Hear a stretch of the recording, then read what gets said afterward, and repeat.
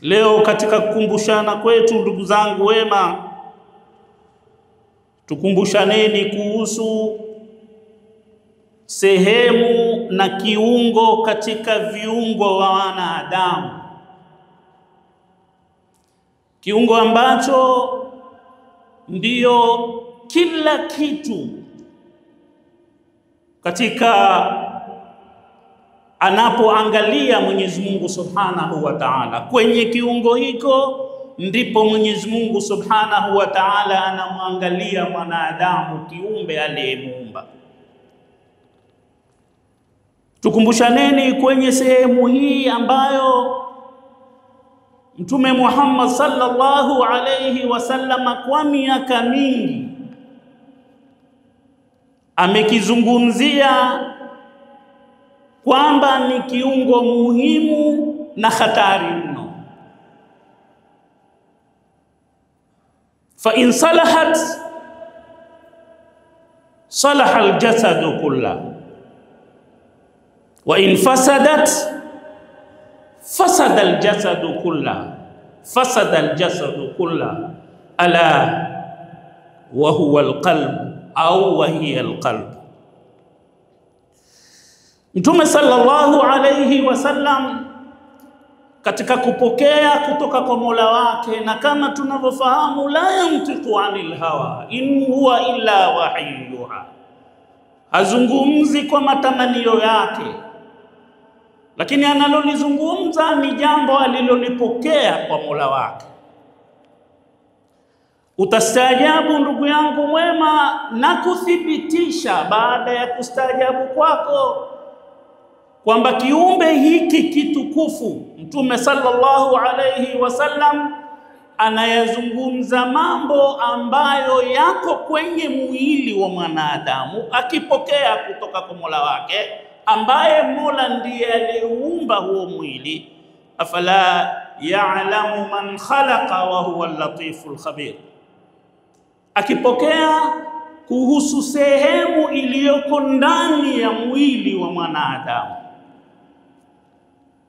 na kwamba ataka Mtume sallallahu alayhi wasallam mwanadamu huu akizingatie sana kiungo hiki ili apate kusalimika katika dunia yake na katika akhira yake. Min nahiya at-tibbiyya,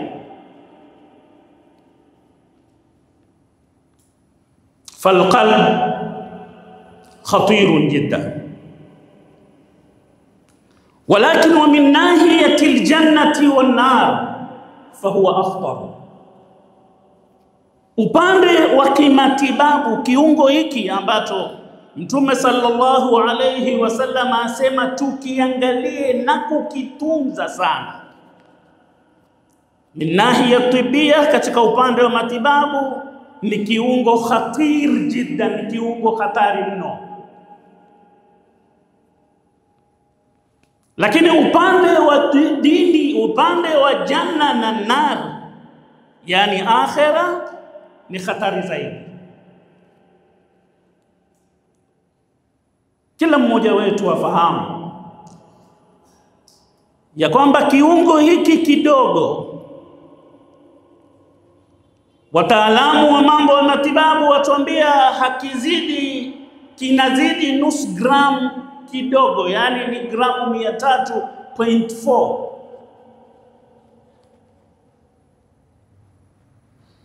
Ni kiungo ambacho ukikiweka kwenye chanja chako cha mkono kinatoshea,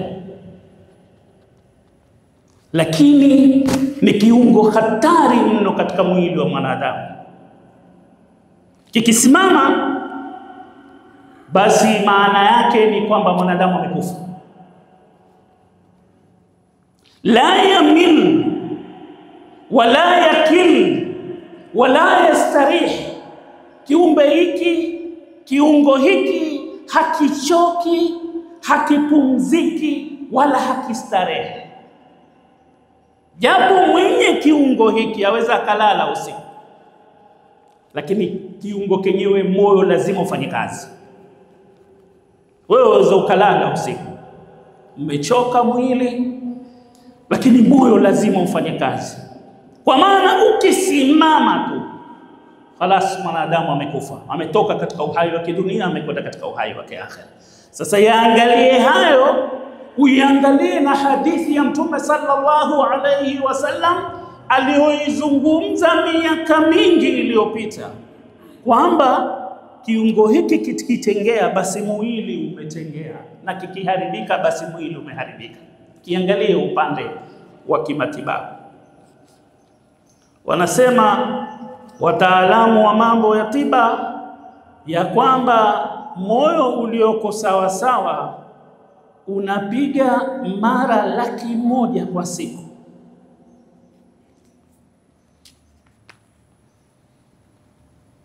Na wanasema watu wa tiba ya kwamba moyo ulioko sawa sawa una masuhulia wa kufikisha damu kwenye viungo trilioni 57 kwenye mwili.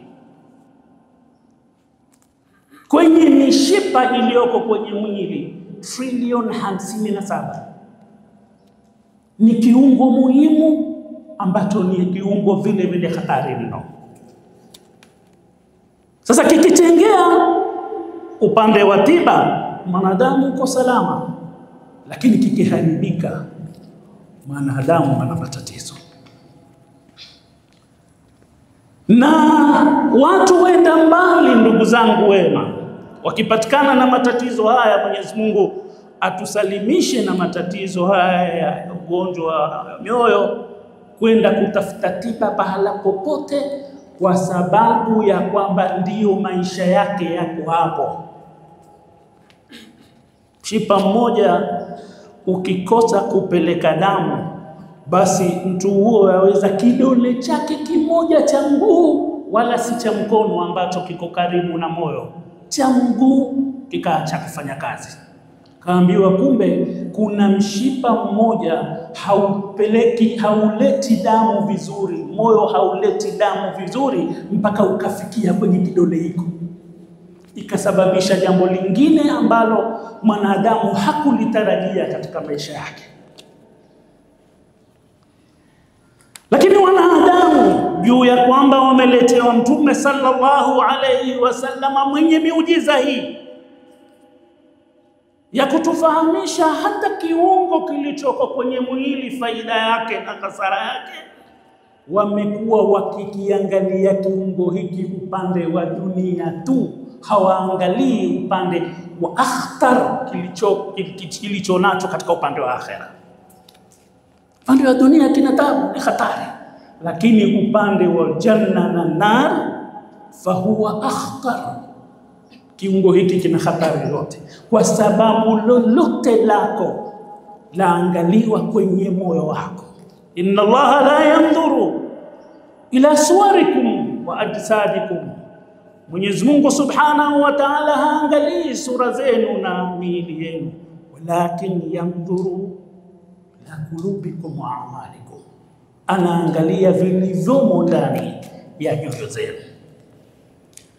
Kwa maana mwanadamu aweza akafanya jambo, lakini moyo wake ukawa haupo pale anapokusudia Mwenyezi Mungu subhanahu wa ta'ala.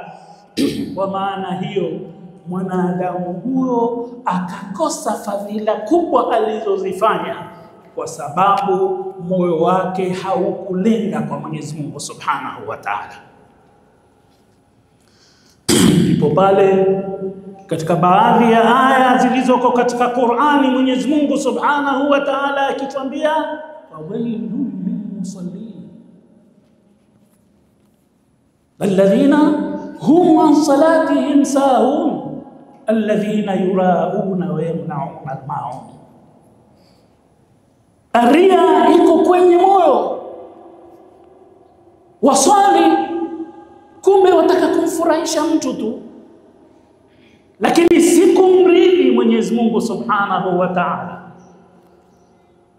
Waswali kumbe wataka kumuonyesha mtu, watoa sadaka kumbe wataka kuonyesha watu ya kwamba wewe ni tajiri, lakini si kwa sababu ya Mwenyezi Mungu Subhanahu wa Ta'ala. Ndipo wakasema waliosema ya kwamba upande wa akhera kiungo hiki ni hatari zaidi kuliko upande wa dunia,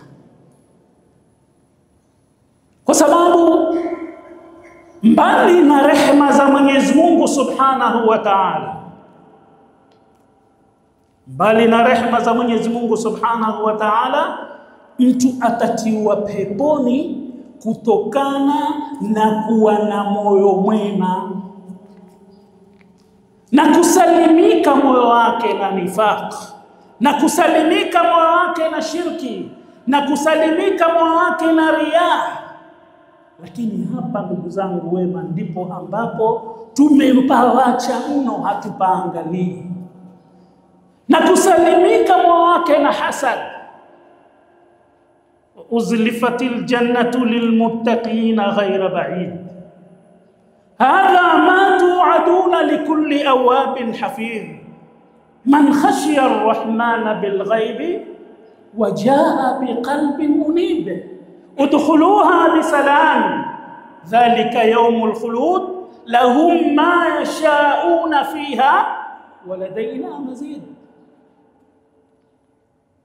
Mwenyezi Mungu Subhanahu wa Ta'ala asema wakati pepo itakapoletwa, itakapotayarishwa kwa watu wema, lakini wenye kutaamali atataamali ya kwamba baada ya qalbi munib, Mwenyezi Mungu Subhanahu wa Ta'ala ndipo anaposema udkhuluha bisalam, ingieni kwa amani. Kwa yupi? Kwa yule ambaye moyo wake umesalimika.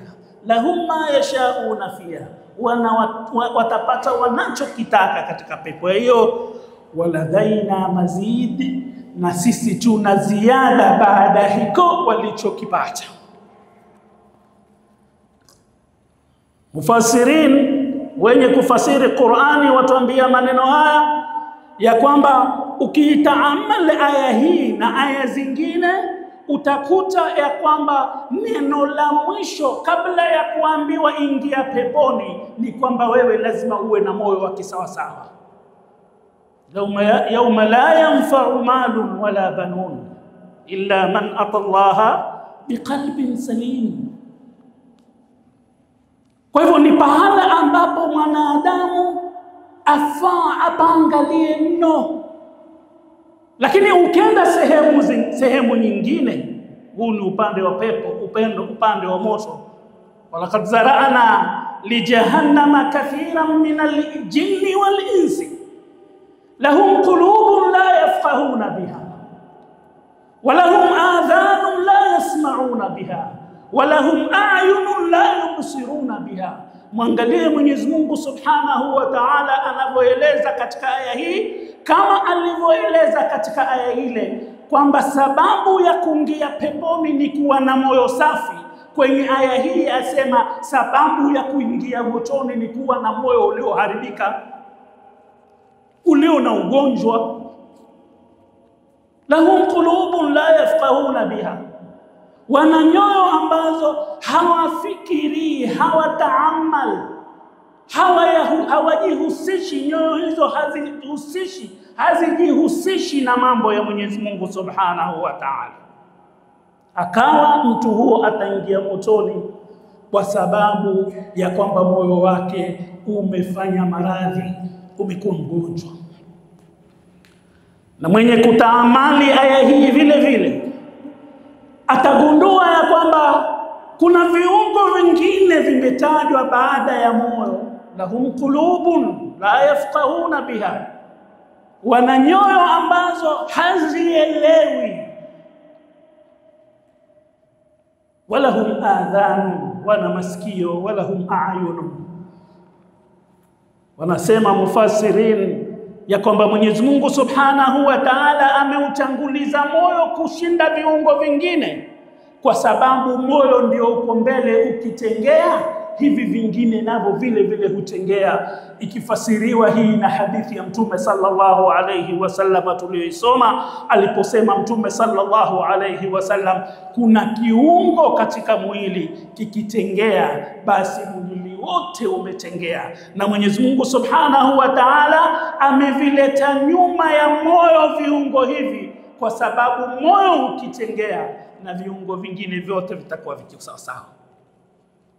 Ndugu zangu wema, hakuna budi ila mwanadamu ahakikishe ya kwamba moyo wake uko safi, akitaka kusalimika na dunia na akitaka kusalimika na akhera vile vile. Ndugu zangu wema, sisi tulikuja katika ulimwengu huu nyoyo zetu zikiwa safi. Tulipoletwa katika ulimwengu huu, tulipozaliwa, nyoyo zetu zilikuwa safi. Mwenye akili ni anayehakikisha kama alivyoletwa na Mwenyezi Mungu Subhanahu wa Ta'ala, moyo wake ukiwa safi, ahakikishe ametoka katika dunia vile vile moyo wake ukiwa safi. Kullu mauludin yuladu ala alfitra. Mtume sallallahu alayhi wasallam asema kila anayezaliwa anazaliwa kwenye fitra. Fitra wanazuoni wasema ni kwamba ni kufahamu kwamba kuna Mwenyezi Mungu, ni kwamba yeye amezaliwa akiwa safi, isipokuwa baadaye kiumbe hiko kitachafuliwa kulingana na dini ambazo ziko na uchafu ambao uko kutomwabudu Mwenyezi Mungu Subhanahu wa Ta'ala. Ndugu zangu wema, hivi ndivyo walivyoishi masahaba watukufu. Baada ya kujua ya kwamba kuna matatizo ya kuudhibiti moyo, masahaba wema waliishi wakihakikisha ya kwamba nyoyo zao ziko njema. Kwa sababu Mtume sallallahu alayhi wasallam anasema la yastaqimu imanu abdin hatta yastaqima qalbuhu wa la yastaqimu qalbuhu hatta yastaqima lisanu. Imani ya mmoja wenu ya mwanadamu haiwi sawa sawa mpaka moyo wake uwe sawa sawa. Na ndipo masahaba watukufu ridwanullahi alaihim, mmoja wao kama Abu Darda ambaye alikuwa ni sada min sadati awliya illahi, ni sayyid, ni mtu aliyokuwa akimwabudu sana Mwenyezi Mungu Subhanahu wa Ta'ala. Alikuwa ana hofu mno na moyo wake, saa zote akihakikisha, akitaka kuhakikisha kwamba moyo wake uko sawa au hauko sawa, ili kusalimika na adhabu ya Mwenyezi Mungu Subhanahu wa Ta'ala, au ili kusalimika na fitna za kidunia ambazo zitampelekea kuharibu amali yake. Abu Darda, ndugu zangu wema, amepokewa na mwenzake aliyekuwa akiswali karibu yake. Kwenye tashahudi yake Abu Darda, sahaba huu mtukufu, akamuomba Mwenyezi Mungu akasema, Allahumma inni a'udhu bika minash shakki wash-shirki wash-shiqaqi wan-nifaqi wa su'il akhlaq. E Mwenyezi Mungu, najilinda kwako na shirki na nifaq na su'il akhlaq na tabia mbaya. Na hizi ndizo miongoni mwa magonjwa ambayo yanaukumba moyo wa mwanadamu: shirk, nifaq, shiqaq, su'il akhlaq, ria. Abu Darda alipokuwa yuko kwenye tahiyatu yake, tashahud, akanena maneno haya, mwenzake ubavuni akamsikia. Alipopiga salamu akamuuliza, anta sahibu rasulillahi sallallahu alayhi wasallam, wewe sio ulikuwa ni mfuasi na rafiki wa Mtume sallallahu alayhi wasallam? Nimekusikia ukisema maneno haya kumuomba Mwenyezi Mungu Subhanahu wa Ta'ala, ya kwamba wajilinda na nifaq na shirki na su'il akhlaq. Akamwambia naam, naam, ni kweli mimi nimeomba hivyo. Akamwambia una shaka gani na wewe ulikuwa ni sahibu Rasulillah sallallahu alayhi wasallam, una shaka ya kufikwa na nifaq na riya na su'il akhlaq? Jawabu yake sahaba huu mtukufu akamwambia ilaika anni, niondoke, ondoka, wewe ni shetani, ondoka. Naam, nina moyo ambao unabadilika, kwa hivyo ni lazima nihakikishe ya kwamba nimemtegemezea Mwenyezi Mungu Subhanahu wa Ta'ala aulinde moyo wangu ambao saa zote unabadilika. Ndugu zangu wema, ilikuwa ndiyo miongoni mwa dua za Mtume sallallahu alayhi wasallam akisema, ya muqallibal qulub thabbit qalbi ala dinika. Unayezibadilisha nyoyo, akimlekeza Mwenyezi Mungu Subhanahu wa Ta'ala, thabbit qalbi ala dinika, uthibitishe moyo wangu katika dini yako. Mtume sallallahu alayhi wasallam alikuwa akiulinda moyo wake ili uthubutu katika dini, kwa sababu atoke katika ulimwengu huu akiwa na moyo msafi. Mimi na wewe tutakana tufanye vipi? Masahaba wa Mtume sallallahu alayhi wasallam wakizilinda nyoyo zao, na wakati likitokea la kutokea kwa sababu wa ubinadamu, wakirudi haraka kuurudisha moyo ili moyo huo uwe pamoja, uwe sambamba na mafundisho ya Mwenyezi Mungu Subhanahu wa Ta'ala na mtume wake. Ndugu zangu wema, hatosalimika yoyote kati yetu ikiwa hatauchunga moyo wake. Ndugu zangu wema, hatuzungumze kwamba watu hawatokosana, hatuzungumze ya kwamba watu hawatokosea, lakini twazungumza kwamba unapotokewa na hilo kwa sababu ya binadamu, urudishe moyo wako kwa Mwenyezi Mungu Subhanahu wa Ta'ala. Lasikitisha mno ndugu zangu wema, kwamba huenda ikawa hata hapa ndani ya msikiti kuna watu hawazungumzi na ndugu zao.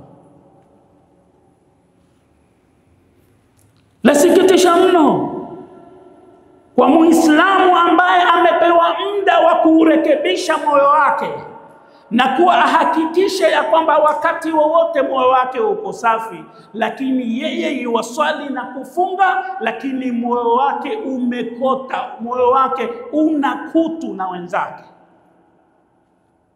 Watarajia nini ndugu yangu wema? Linaloangaliwa na Uislamu si kukosa. Linaloangaliwa na Uislamu ni baada ya kukosa umefanya nini? Baada ya kukosea umefanya nini? Ndio Mwenyezi Mungu Subhanahu wa Ta'ala akaweka toba. Ndio Mwenyezi Mungu Subhanahu wa Ta'ala akaweka istighfar ili mwanadamu audhabiti moyo wake, akighuriwa na shetani upande huu na nafsi ikimghuri upande mwingine, lakini kuna jambo la kumweka na kumrudisha kwa Mwenyezi Mungu Subhanahu wa Ta'ala. Miongoni mwa mambo hayo ni kule ya kwamba Mwenyezi Mungu Subhanahu wa Ta'ala ametuwekea sala 5 za kila siku na sala kadhaa na istighfari kadhaa, kwa sababu kwenye moyo ndio kwenye matatizo. Fi qulubihim maradun fazadahumullahu marada, kwenye nyoyo zao kuna maradhi, Mwenyezi Mungu akazidisha. Khatamallahu ala qulubihim kalla bal rana.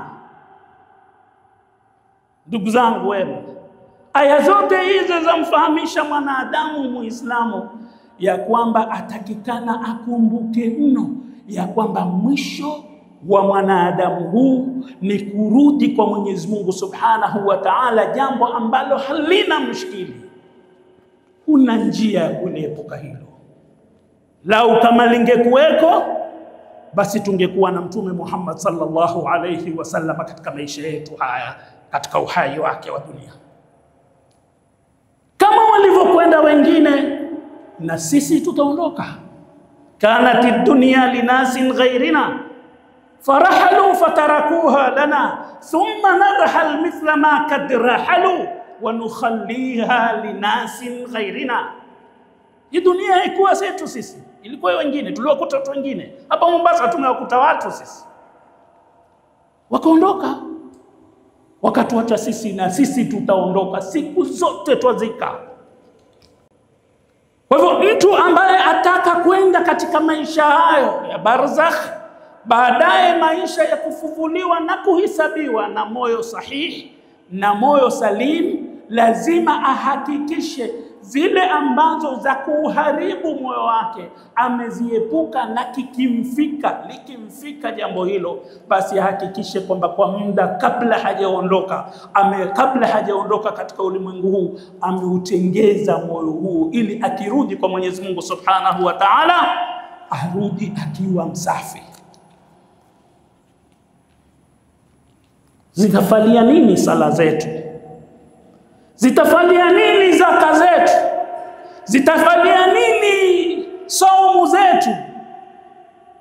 Zitafalia nini hija zetu, ikiwa nyoyo zetu haziko sawa sawa na hazijarudi kwa Mwenyezi Mungu Subhanahu wa Ta'ala? Na kila mmoja atahisabiwa yeye mwenyewe kama yeye. Liangalie la kukufaa, ndugu yangu mwema, kabla ya kutoka katika ulimwengu huu, uhakikishe moyo wako uko salimu, na wewe ndiwe unayejua. Bali al-insan ala nafsihi basira walau alqa ma'adhira. Mwanadamu ajijua yeye mwenyewe zaidi, ajua anapokosea, ajua makosa yake yako wapi, ajua aliyemkosea, ajua aliyemdhulumu. Japokuwa saa nyingine mtu huwa akitaka kutoa udhuru sana, kutoa udhuru ya kwamba hili nilifanya kwa sababu hili, hiyo si mubarrar katika maisha ya kidunia na akhera, ndugu zangu wema. Lakini la mwisho, ndugu zangu wema, ili moyo wako uwe salimu, ni kuhakikisha na moyo wa mwenzako umesalimika. Usiangalie kukosewa tu, angalia vile vile maisha ya aliyekukosea. Angalia mwisho wa aliyekukosea vile vile. Ikiwa wewe ulikosewa na wajifakhiri ya kwamba mimi nilifanya hivi kwa sababu ya kukosea, kesho yaum al-qiyama utaridhika aende akawekwe pahala ambapo hakuchomeka mwili wake na viungo vyake vyote? Hutoweza kumsaidia wakati huo, lakini waweza ukamsaidia sasa juu ya kwamba huenda akawa amekufanyia makosa. Rafiki mwema na mtu mwema aliyesalimika moyo wake ni yule aliyemvuta mwenzake, akiwa ni ndugu yake au ni rafiki yake au ni jirani yake, akimvuta kwamba moyo wako una matatizo, lazima usalimike kama ulivyosalimika moyo wangu. أقول ما تسمعون وأستغفر الله لي ولكم ولجميع المسلمين فاستغفروه إنه هو الغفور الرحيم وهو البر الكريم.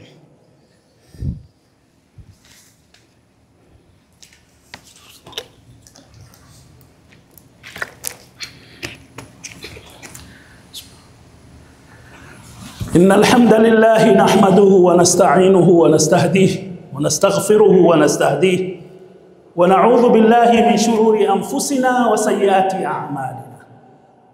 من يهده الله فلا مضل له ومن يضلل فلا هادي له. وأشهد أن لا إله إلا الله وحده لا شريك له، وأشهد أن محمدًا عبده ورسوله.